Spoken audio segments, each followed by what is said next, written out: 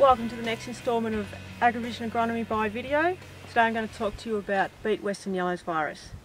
We first became aware of the virus in late June, early July this year, when a large area of South Australia was affected in the lower mid-north. It was quite a defined area, and to this date they're talking about around about 10,000 hectares of canola quite severely infected.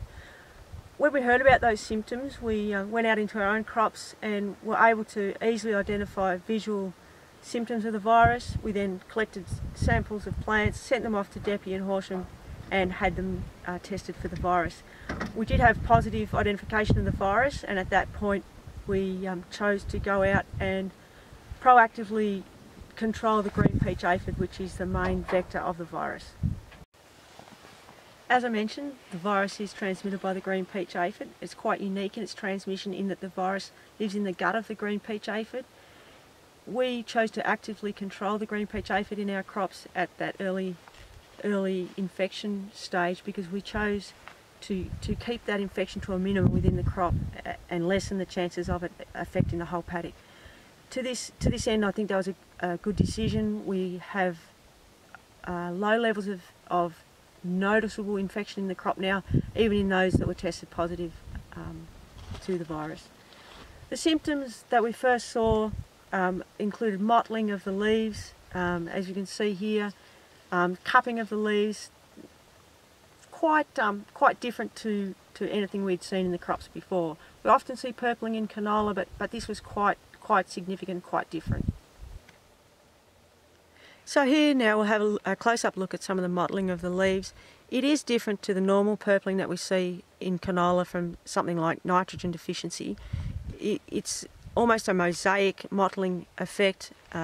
There's some cupping of the leaves in conjunction with the mottling, or we also get this quite significant cupping of the leaf, which is unlike anything you would normally see in a canola crop. When we first heard about Beet Western Yellows virus, Agrivision chose to arm themselves with as much information as we could, and we had several phone hookups with leading experts from around Australia on the virus. What they told us is that when the virus comes into the crop at that cabbage to bolting stage, which is what many of the crops were in the area at that point, we could expect up to 50% yield loss and some significant oil quality issues. What we've learnt since then is that good management in the crop has helped to alleviate the spread of the virus, in my opinion. We're standing in a crop today that has been positively ID'd as having the virus.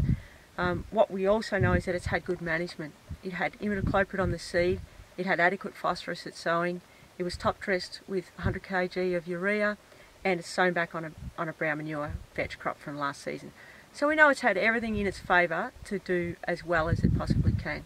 And if you have a look around, I think it's got every chance of reaching its potential.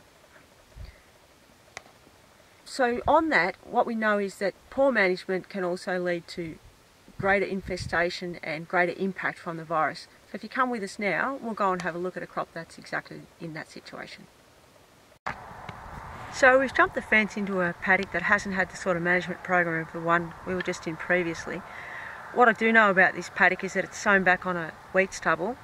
It had a massive aphid infestation early that went unchecked for a couple of weeks, and now we can see the result of it is that it's got a level of the Beet Western Yellows virus just beginning to show up, and it also has some significant aphid feeding problems that we're just seeing. It's starting to run up. It doesn't have much of a cabbage, and it's I believe its yield impact will be quite severe, but is it the virus? We don't know. We certainly know that poor management has added to that. Has the virus implicated that and made it worse? We don't know. The proof will be in the pudding at harvest time.